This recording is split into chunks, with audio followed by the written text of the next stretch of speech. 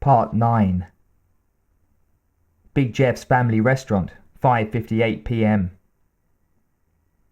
Chuck stopped Sarah in the service corridor with a verbal reproach just before she punched her time card. "Where are you going, Connor? You already took a break an hour ago." Sarah was running out of steam, her shoulders unconsciously drooping, her uniform wrinkled and smeary with splattered food. The muscles at the back of her neck had turned to stone, so she couldn't move her head without generating a spiky pain all the way down to her swollen feet and back up to the base of her skull. She glowered at the red-eyed camera. "That's right, Chuck. Very observant. So what are you doing?" "I'm leaving you." "You're not off until 7. "That's right, Chuck. On every day except Friday, when Denise relieves me an hour earlier than usual."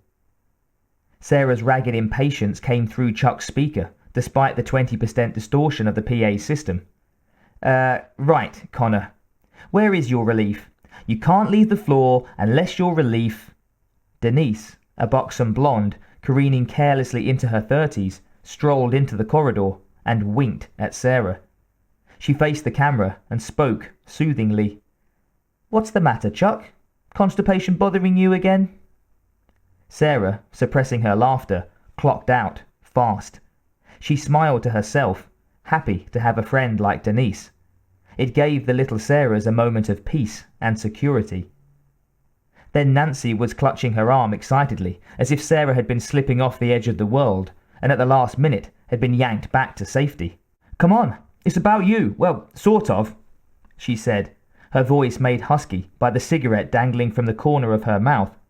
She smacked her gum like a lawnmower as she steered a confused Sarah across the room towards Claudia, who was sitting with her sore feet propped on a scratched teak table in front of the 13-inch black and white Motorola. She smiled up at Sarah as Nancy pushed her onto a metal folding chair to watch.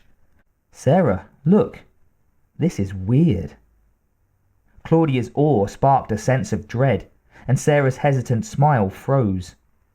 Sarah strained to hear the prim newswoman in the smart business suit and lacquered hair, because she suddenly seemed to be talking about her.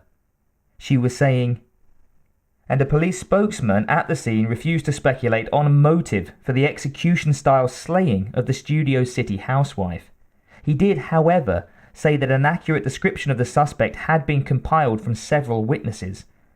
Once again, Sarah Connor, 35, mother of 2, brutally shot to death in her home this afternoon. The newswoman turned a page and waited for the teleprompter to cue up the next story, something about Teamsters issuing a statement about a strike. But Sarah wasn't listening.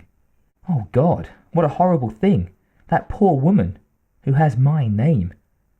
Gee, guess my problems are pretty trivial.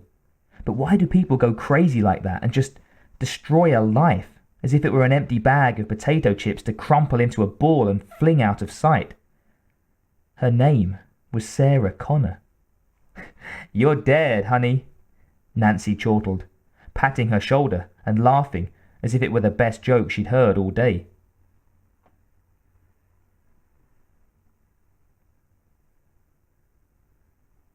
Hancock Park District, 6:12 p.m. The Terminator pressed the magazine release catch on his laser-sighted automatic, dropped the spare magazine, and immediately replaced it with a fresh one. He stood over the spasming, crimson-soaked body of Sarah Helene Connor, then chambered around and aimed the laser dot at the center of her forehead in case another bullet was needed. It wasn't.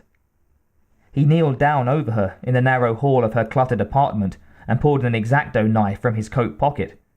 Carefully, precisely, and without hesitation, the Terminator made an incision at the base of Sarah's ankle and sliced along the muscle surrounding the tibia, stopping at the kneecap.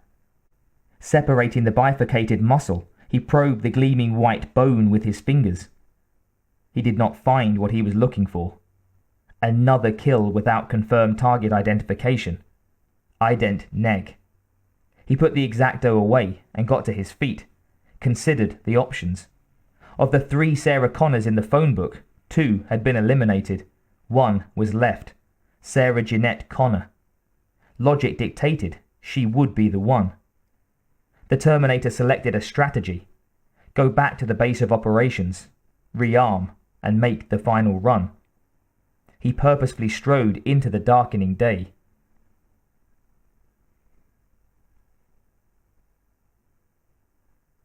Santa Monica, Good Life Health Spa, 6:18 p.m. Sarah turned into the parking lot of the Good Life Health Spa, hopped off the Honda, and strolled into the big 2-story building. It had few windows, like most gyms, and although wood beams and soft yellow stucco framed the entrance, the place still reminded her more of a prison than a health spa. She waved to the girl at the desk and was gestured through the door to the aerobic studio. As she coursed through a sweaty group of young men, the muffled thuds of Ginger's favourite rock music began to assault her ears. She pushed the door inward, and a blast of air-conditioned, but still stale and body-warmed air greeted her. The sound of the door slamming shut on defective hydraulics was lost in the endlessly echoing audible jumble of Denise Williams, who was inspiring a ragtag cluster of puffing females into uneven Prussian calisthenics thinly disguised as dance. Leotarded cellulite jiggled, bunched, and loosened, while Ginger shouted at the count as if recently escaped from an army boot camp. A few of the women looked as if they might be having fun, watching Ginger's tireless and precise movements and taking energy from them. But most of the others looked as if they'd just eaten a Big Jet Jiffy Burger and were suffering the inevitable gastric results.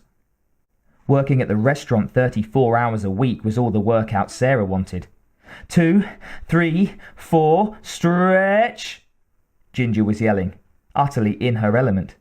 But after 3 minutes of this, even Denise Williams became exhausted, and the tape ran out. The sudden hush as the PA system hissed softly was quickly filled with a chorus of groans. Ginger, barely winded, surveyed her troops with a de-eyed grimace and asked, "Now, don't we feel great?" Extremely enthusiastic mutters of half-verbalized obscenities wafted back at her. "Let's think positive, or next time I'll play the FM version." Muted laughter rebounded limply off the mirrored walls. In the locker room, Sarah sat alongside Ginger as she finished slipping into her tight-fitting slacks and sweater. "Same name, huh? Mondo Bizarro," she was saying sympathetically. "Yeah, exactly the same," Sarah said, her eyes defocused on the grey lockers before her, her hands absently twisting the wires leading from Ginger's Walkman to the lightweight headphones. Ginger faced Sarah with a sort of Night of the Living Dead expression, then launched into a fairly good theremin impression, making eerie, glissando notes waver from deep in her throat. She whispered urgently into Sarah's ear with clip precision. "There's a signpost up ahead." Sarah forced herself not to smile. Ginger was relentless, leering like a loony corpse inches from Sarah's face, saying, "Sarah Connor thought she was going home after a long hard day, but little did she know she was crossing over into the—" Okay. "Always knew you'd make the news, Connor." Ginger retrieved the cassette player and headphones before Sarah knotted the cord. Sarah caught Ginger's eyes and said, "It made me feel funny, almost as if, as if I were dead." "How's it feel? I mean, warm enough to wear a bikini?" "It made me think." "Dangerous ground for you. Come on, Ginger." "Sorry. And so?" "Well, I was just wondering, if it had been me who died, would anything I've done up to now really matter? I mean, what difference would it make if I were alive or dead?" Ginger narrowed her eyes at Sarah. "Serious question?" Sarah nodded. Ginger pondered. "Well, you've managed to pay your half of the rent regularly. That's an accomplishment." Sarah shot back. "You're as sensitive as a fire hydrant." Then Ginger had to give in, putting her arm around Sarah's shoulder, surrendering completely, saying, "You've managed to be my good friend." Ginger beamed at Sarah and quipped, "Come on, let's get the hell out of here. You're breaking my heart." The girls stopped off in the weight room to say hello to Matt. Ginger walked up to him, openly eyeing a younger man he was instructing on the bench press. "You're not breathing right, and shift your grip like... Oh, hi Ginger. Let me show you." Matt replaced the barrel-chested youth on the bench and began easily moving the weights up and down, up and down. Miffed at the abundance of attention he was lavishing on her, Ginger reached around the back of the weights and waited for Matt to let them down in mid-pump, then rapidly moved the selection pin down 60 pounds. Matt powered up for the next lift and lunged. His eyes nearly bulged out of their sockets, but he got the weights up. Then he let out a deep breath and lowered them back. "Thanks, Ginger." Ginger wasn't quite finished. She slipped her arm around the young man's waist and gave him a frank once-over. "What's this wimp been teaching you? Sleep therapy? Look at this guy, Matt. You should take lessons from him." Ginger faced Matt and pounded ineffectually at his stone-hard stomach. "I thought so. Soft as spaghetti." Then she pinched, or rather tried to pinch, the pack of muscles on his arm. Shriveled bys, shamefully mushy abs. Disgraceful. She turned back to the beginnings to get embarrassed young man, whose smaller body was much less defined than Matt's. "This guy works at it. You know what I mean?" That was the end, as far as Matt was concerned. He growled and lunged for Ginger. Before she could twist away, he lifted her up over his head as if she were a barbell. "Hello, Ginger. Have a rough day?" he asked blithely. "Give me a kiss," Ginger said sweetly. Matt promptly lowered her and obediently complied. Ginger pinched his reddened cheeks and said in a squeaky falsetto, "You're so adorable, Bunky." A few of the nearby weightlifters guffawed and chorused, "Bunky." Sarah stepped up. "Hi, Matt." Matt nodded. Ginger planted a sloppy, noisy kiss on his neck, leaving a bright red mark there. As Ginger was occupied with Matt, Sarah went to the water fountain in the corner of the room for a drink. A tall weightlifter with dark, curly hair and the look raised up from the spigot and nodded to her. "Hi, I've seen you around before. You're cute." "Cute, I remember. I'm Marco." Ginger stepped back, shaking her head, watching Sarah go rapidly through confusion, embarrassment, and sudden interest. Hi, I'm Sarah." She stretched her hand out, and Marco leaned down and kissed it. This she wasn't ready for. She quickly withdrew her hand, self-consciously wiping it on the back of her shorts. Marco wasn't finished. He leaned close and murmured into her ear, "If you're not busy tonight, I'd like to show you a good time." Before Sarah could summon up a witty rebuke, Ginger stepped up to Marco and casually hooked a finger over the top of his gym shorts, pulling them out. She glanced contemptuously down into the darkness there, shaking her head with disappointment. She faced Sarah and said, "You're wasting your time. Let's go."